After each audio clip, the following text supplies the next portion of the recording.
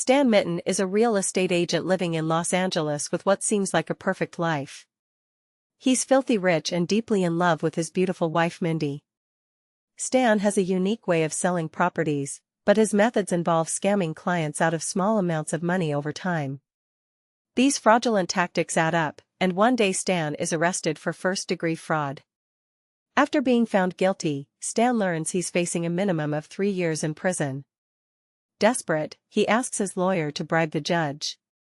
The lawyer tries, but the best deal they can get is a 6-month delay before Stan has to start serving his sentence. To make it seem legitimate, they fake a charity event, but the guilty verdict stands firm. After the trial, Stan's lawyer advises him to flee to Brazil and never come back. But with his assets frozen, Stan has no way to leave the country. He's forced to wait for his imprisonment, consumed by fear and regret. As the days pass, he grows more anxious, rushing to make the most of his remaining time. One evening during a date with Mindy, she suggests they have a child so she won't feel alone while he's gone.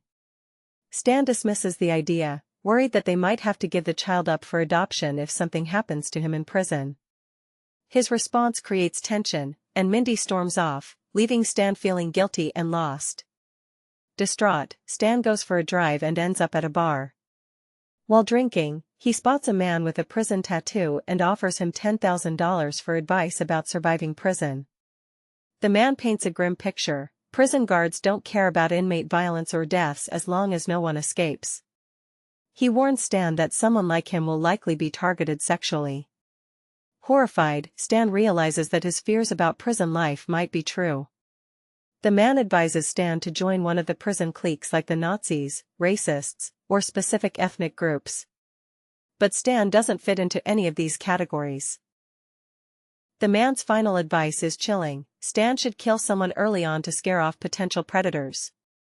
The next morning, Stan wakes up hungover, realizing the bar conversation wasn't a bad dream. Mindy reminds him he's still going to prison but tries to cheer him up, saying he always finds a way to overcome challenges. Motivated, Stan decides to transform himself into an alpha male within the next 6 months. Stan throws himself into a rigorous routine. He exercises daily and even gets a tattoo on his behind to make himself less appealing to predators. Stan also joins a karate class hoping to learn self-defense. However, he quickly grows impatient with the basics and challenges the instructor, leading to a fight with another student. After causing a scene, Stan is kicked out of the dojo. At his lowest point, Stan meets an eccentric old man known as the Master. The Master impresses Stan by punching a hole through a wall with ease. Seeing this as his last hope, Stan invites the Master to live with him and Mindy to train him in self-defense. Much to Mindy's annoyance, the strange old man moves in and starts an unconventional training program. On the first day, the Master wakes Stan at 5 a.m. by pouring animal liver blood on his face. He also insists that Mindy make a smoothie out of ox pancreas and horse tongues for Stan's breakfast. The training only gets weirder and more painful. The Master hits Stan with flaming sticks, suspends him by his skin, and makes him eat scorpions and snakes. Mindy grows increasingly frustrated with the Master's smoking habits and bizarre demands. Eventually, she gives Stan an ultimatum: either the Master goes or she does. One night, Stan stages a fake robbery to help Mindy understand the fear he feels when he thinks about prison. But when she realizes it's all an act, she's furious. Packing her bags, she tells Stan she can't stay with him anymore and leaves. The Master, however, is thrilled by her departure. Without distractions, he believes Stan's training can become even more intense. For the next 5 months, Stan undergoes grueling training sessions. Over time, he surprises the Master by holding his own in combat. As a final test, Stan returns to the karate dojo that once kicked him out. This time, he easily defeats the instructor, proving his skills. With his training complete, Stan feels confident and ready to face prison. On the day of his sentencing, the Master and Stan's lawyer drop him off at court. Mindy, although estranged, secretly watches from her car as Stan enters the courthouse. After his sentencing, Stan is transported to prison on a bus. On the ride, another inmate tries to touch him inappropriately, but Stan quickly fights back, showing off his newfound strength. At the prison, the inmates are greeted by Warden Gask. The warden, calm but stern, politely tells them not to cause trouble for the guards. However, he makes it clear that beyond that, they're free to do whatever they want to one another. The harsh reality of prison life hits Stan during the cavity check, where the new inmates are ordered to strip and bend over. When it's Stan's turn, the guards are horrified by his modified behind, which he intentionally made look unpleasant to deter predators. Afterward, Stan is assigned to his cell, where he meets his roommate Larry. Right away, Stan asserts his dominance by ordering Larry to take the lower bunk. Later, Larry explains the dynamics of the prison. He points out the different groups: the Black Gang, a crew of Mexican thugs, a group of Nazis, and a clique of racists. He also mentions a group of scientists who intimidate others by talking endlessly about intellectual topics. Finally, Larry warns Stan about the most dangerous sexual predator in their block, Big Raymond. It doesn't take long for Stan to witness Big Raymond terrorizing a new inmate. Determined to make a statement, Stan boldly confronts Raymond in front of the entire prison. Using the self-defense techniques he learned from the master, Stan defeats Raymond with ease. His victory catches the attention of Patterson, the leader of the Nazi group, who invites Stan to join them. Instead, Stan surprises everyone by beating Patterson up too. Shortly after, Stan is approached by the African-American group, who are angry that he fought Big Raymond. Trying to lighten the mood, Stan jokingly claims that he's also black. The group, however, doesn't find it funny. Their leader orders his men to attack, and another fight breaks out. Stan takes them all down effortlessly while the guards watch the action, clearly entertained but refusing to step in. Following these incidents, Stan's reputation soars. The inmates start calling him Big Stan, and everywhere he goes, they move out of his way. Robbie, a younger inmate whom Stan saved from Big Raymond earlier, approaches him to express his gratitude. But Stan brushes him off, insisting that he only fought for himself. Later, Warden Gask summons Stan to his office. He reveals that Stan's placement in this prison wasn't random.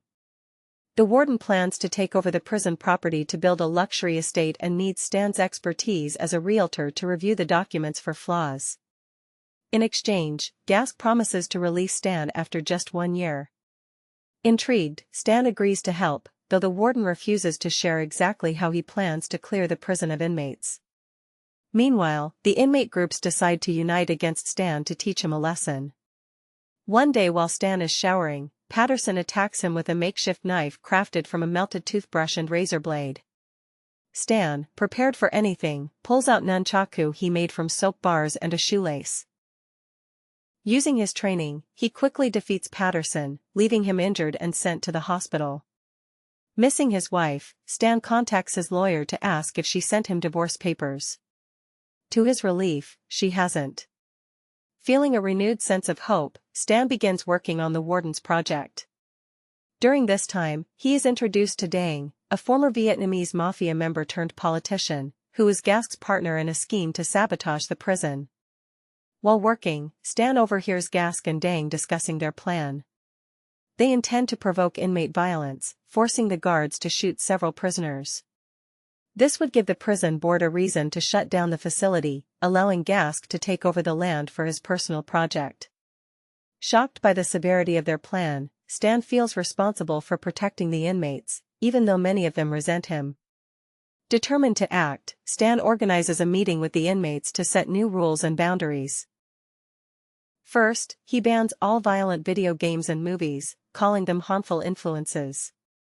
Then he declares that sexual assault is now strictly forbidden, warning that anyone guilty of it will answer directly to him. The inmates initially push back, but Stan encourages them to explore consensual relationships instead. Although the idea is strange to them, they grudgingly agree. During lunch, Robbie and a few inmates thank Stan for implementing the no-assault rule. Stan brushes off their gratitude, claiming it's just about maintaining control. But Robbie sees through his tough exterior. He recognizes that Stan genuinely cares about the well-being of the inmates. Even Big Raymond, once feared as the block's most dangerous predator, happily enters a consensual relationship with his new boyfriend. Under Stan's guidance, the couple soon becomes part of his growing circle of allies. Shortly after, Stan receives a letter from Mindy responding to his apology. She expresses her willingness to visit him, giving Stan hope for reconciliation. Over the next few days, the prison begins to change. Conflicts are resolved peacefully, and inmates frequently seek Stan's advice. Slowly but surely, the atmosphere in the prison shifts into one of unexpected harmony. One day, Mindy visits Stan in prison, and they share a heartfelt moment together. However, their time is cut short when Warden Gask storms into Stan's cell. Furious about Stan's influence over the inmates, Gask accuses him of sabotaging their plan to destabilize the prison. Gask issues a chilling threat, warning that Dang will kill Stan if he doesn't follow their orders.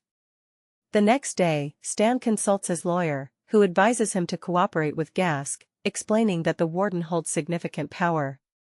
Feeling defeated, Stan announces to the inmates that their problems are no longer his concern and tells them to return to their old ways. The harmony Stan built quickly unravels as fights break out, undoing all his progress. Robbie approaches Stan in the cafeteria, hoping to talk some sense into him. Instead, Stan rudely throws Robbie's plate and tells him to leave. Even Larry, Stan's cellmate, is visibly disappointed by his behavior. When Larry tries to walk away, Stan stops him and warns him to stay clear of the metal fence at noon. Sensing that Stan is under duress, Larry informs the other inmates, and they begin to plan a response together. Warden Gask arranges a meeting between Stan and the parole board to discuss Stan's potential early release. While Stan is occupied with the board, Gask leads the prison's board of governors on a tour of the facility. His plan is to execute his violent scheme at noon, inciting conflicts among the inmates near the fence. The goal is to provoke a deadly response from the guards, allowing the governors to witness the chaos and justify shutting down the prison. During the parole board meeting, Stan intentionally acts like a terrible person, ensuring he is dismissed quickly. This allows him to rush out and warn the inmates to stay away from the fence. On his way to the yard, however, he's intercepted by Dang, who reveals that he too has been trained by the master. The two engage in an intense fight. Dang initially overpowers Stan with his superior skills, but Stan digs deep, drawing on his training to turn the tide. He ultimately knocks Dang out and continues toward the yard. By the time Stan arrives, the inmates have already gathered near the fence, armed and ready for a confrontation. The guards prepare to open fire, but just as tensions peak, the inmates surprise everyone by breaking into a choreographed dance to a lively Mexican song. The unexpected performance stuns everyone, leaving Gask fuming with rage. Frustrated and unable to regain control, Gask grabs a gun and fires wildly into the air, further alarming the board members. The board witnesses Gask's unhinged behavior and immediately decides to take action against him. Before Gask can retaliate against Stan, Mindy appears, stepping in to save him. It's revealed that Mindy has been training with the master for the past 6 months, mastering combat techniques of her own. Her skills allow her to protect Stan from Gask's wrath. The story then jumps 3 years into the future. Stan has completed his prison sentence and is finally heading home. As he prepares to leave, his fellow inmates gather to bid him farewell. Even Patterson, once his rival, shows his respect by revealing a tattoo of Stan's face on his belly, a tribute to the man who changed the prison dynamics. Outside the prison gates, Mindy and the master are waiting to pick Stan up. To his surprise and joy, Mindy introduces him to their 3-year-old daughter. The moment symbolizes their reunion and the new chapter in their family life, filled with hope and happiness.